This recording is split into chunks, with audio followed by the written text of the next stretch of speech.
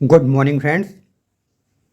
आज की इस वीडियो में मैं आप सभी को खरीफ वर्ष 2025 हेतु नवीन कृषक पंजीयन कैसे करते हैं इसका कंप्लीट जानकारी बताने वाला हूं। इस पर मुझे व्यूअर्स ने कमेंट किया था, साथ ही डायरेक्ट मैसेज भी किया था कि सर आप नवीन पंजीयन के बारे में जानकारी बताएं। तो यह वीडियो आप सभी किसान बंधुओं के लिए है जिनका इस वर्ष नवीन पंजीयन करना है। बिना कोई देर किए जान लेते हैं नवीन पंजीयन कैसे होगा। इसके लिए समितियां एकीकृत किसान पोर्टल पर अपना लॉगिन कर लें।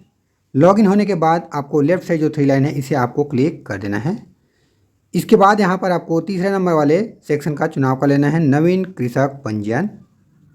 किसान पंजीयन के इस भाग में व्यक्तिगत जानकारी वाला भाग ओपन होता है। यहाँ पर आपको संबंधित कृषक का संपूर्ण व्यक्तिगत जानकारी दर्ज कर देना है, जैसे कि संबंधित कृषक द्वारा आवेदन फॉर्म में जानकारी भरी गई हो। यहाँ पर उसके ग्राम का चुनाव कर लेना है। व्यक्तिगत जानकारी में सबसे पहला आता है आधार नंबर। यहाँ पर संबंधित कृषक का आधार नंबर दर्ज कर देना है। नवीन पंजीयन हेतु एक आवश्यक निर्देश यह है कि संबंधित कृषक का एग्रीस्टेक पोर्टल पर पंजीयन होना अनिवार्य है।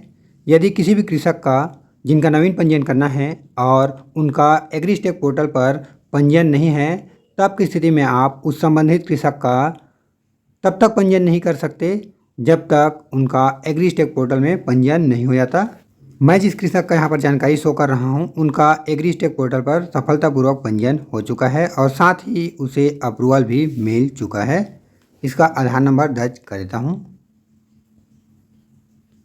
आधार नंबर दर्ज करने के बाद कहीं बाहर संबंधित कृषक का एग्रीस्टेक पोर्टल में दर्ज जानकारी शो हो जाता है, जैसे कि संबंधित की आधार कार्ड के अनुसार नाम, पिता का नाम, डेट ऑफ बर्थ और आधार कार्ड से लिंक मोबाइल नंबर, और साथ ही यहाँ पर स्थायी पता का भी जानकारी ओपन हो जाता है।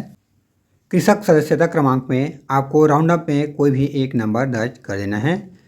इसे आपको बटे में नहीं लिखना है। यदि आप बटे में लिखते हैं तब की स्थिति में इस संबंधित कृषक का टोकन तुम्हार हाथ ऐप्स में धान के टोकन काटने की अनुमति नहीं होगी, इसलिए ध्यान रहे सदस्यता क्रमांक राउंड अप में रहे कुछ इस प्रकार से।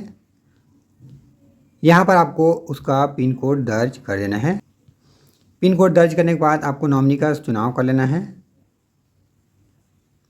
संपूर्ण जानकारी भरने के बाद आपको आगे बढ़े में क्लिक कर देना है। किसान पंजीयन के दूसरे भाग में आपको भूमि संबंधी विवरण भरना होता है। संबंधित कृषक के भूमि को सत्यापित कर लेना है, जैसे कि मैं यहाँ से सत्यापित करने में क्लिक कर देता हूँ।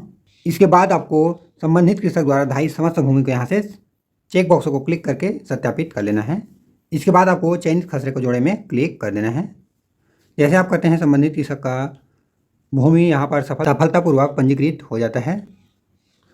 यदि संबंधित कृषक द्वारा कोई अन्य भूमि क्रय किया गया है और वह भूमि एग्रीस्टेक में पंजीयन करते समय ऐड नहीं हुआ है, उसे कैसे जोड़ना है उसके लिए आप वीडियो में आगे बने रहें। इसके लिए हम चले जाते हैं यहाँ पर भूमि जोड़े वाले सेक्शंस में। संबंधित कृषक द्वारा खरीदी किया गया भूमि कौन से ग्राम से संबंधित है, जैसे कि राजस्व ग्राम, वन अधिकार पट्टा, वन ग्राम या असर्वेक्षित ग्राम, जिस भी ग्राम से संबंधित हो उसे आपको यहाँ से सेलेक्ट कर लेना है। जैसे कि मैं यहाँ से राजस्व ग्राम का ज़मीन ऐड करके दिखा देता हूँ, जो कि एग्रीस्टेक में संबंधित कृषक का पंजीयन करते समय ऐड नहीं हुआ है, उसे हम यहाँ से ऐड कर लेते हैं। अब यहाँ पर आपको तहसील का चुनाव कर लेना है, जिस भी तहसील में संबंधित कृषक द्वारा जमीन क्रय किया गया है। यहाँ पर भूमि ग्राम का नाम और यहाँ पर उसका खसरा नंबर आपको दर्ज कर देना है, जैसे कि मैं यहाँ से खसरा नंबर दर्ज कर देता हूँ। खसरा नंबर दर्ज करने के बाद आपको भूमिया से सत्यापित करे वाले सेक्शन का चुनाव कर लेना है। जैसे आप सेलेक्ट करते हैं कुछ इस प्रकार से जानकारी ओपन हो जाता है। भूमिया में मौजूद खसरा नंबर और ग्राम की जानकारी। यहाँ पर आपको चेक बॉक्स को ग्राम के आगे जो चेक बॉक्स है इसे आपको सेलेक्ट कर लेना है। चयनित खसरे को जोड़ने वाले विकल्प का चुनाव करके आप सफलतापूर्वक आपके द्वारा क्रय किए गए नवीन भूमि को धान खरीदी पोर्टल में पंजीकृत कर सकते हैं। इसमें किसी प्रकार से डाउट हो तो आप मुझे कमेंट करके भी इसकी जानकारी ले सकते हैं। यहाँ पर हम इसे आगे बढ़े में क्लिक कर देना है। धान पंजीयन के तीसरे भाग में आपको फसल विवरण संबंधी जानकारी भरना होता है, जैसे कि मैं यहाँ से इसका खसरा नंबर सेलेक्ट कर लेता हूँ। इसके बाद संबंधित कृषक द्वारा उस खसरे में कौन सी फसल लिया गया है उसकी जानकारी यहाँ से आपको फसल वाले विवरण में जा करके सेलेक्ट कर लेना है। इसके बाद यहाँ पर किसी भी प्रकार से रकबा संबंधी इशू ना हो उसके लिए आपको ये वाला जो चेक बॉक्स है इसे आपको क्लिक कर देना है। क्या आप चयनित भूमि के शेष क्षेत्रफल को जोड़ना चाहते हैं, यहाँ पर आपको सेलेक्ट कर देना है और जोड़े में क्लिक कर देना है। ऐसा करते ही संबंधित कृषक का सफलतापूर्वक खसरावार फसल विवरण की जानकारी यहाँ पर दर्ज हो जाता है। जैसे कि आप देख सकते हैं खरीफ वर्ष 2025 की गिरदावली नहीं हुई है, इसलिए नहीं दिखा रहा है। और यहाँ पर फसल विवरण में पंजीयन की स्थिति में आपका धान और वो रकबा जो हमने चढ़ाया है वो यहाँ पर शो हो जा रहा है। इसके बाद आपको आगे बढ़े में क्लिक कर देना है।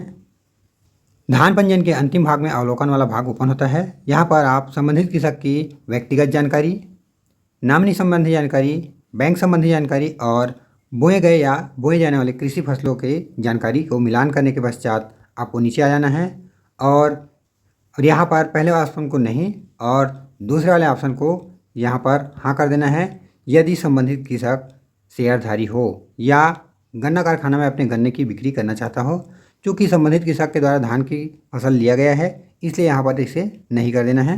दोनों ही ऑप्शन को नहीं का चुनाव कर लेना है और लास्ट में इसे कंसेंट वाले चेक बॉक्स को भी सेलेक्ट कर लेना है और यहाँ पर सुरक्षित करने में क्लिक कर देना है। अब इसके बाद यहाँ पर आपको कंफर्म करना होता है क्या आप इसको सुरक्षित करना चाहते हैं, तो यहाँ पर आपको हाँ कर देना है। जैसे आप हाँ करते हैं सफलतापूर्वक इस संबंधित कृषक का नवीन पंजीयन हो जाता है। उम्मीद करता हूँ यह वीडियो आपके लिए मददगार होगा। यदि कोई जानकारी समझ न आया हो तो आप मुझे कमेंट करके भी इसकी जानकारी ले सकते हैं। वीडियो देखने के लिए धन्यवाद। आपका दिन शुभ हो।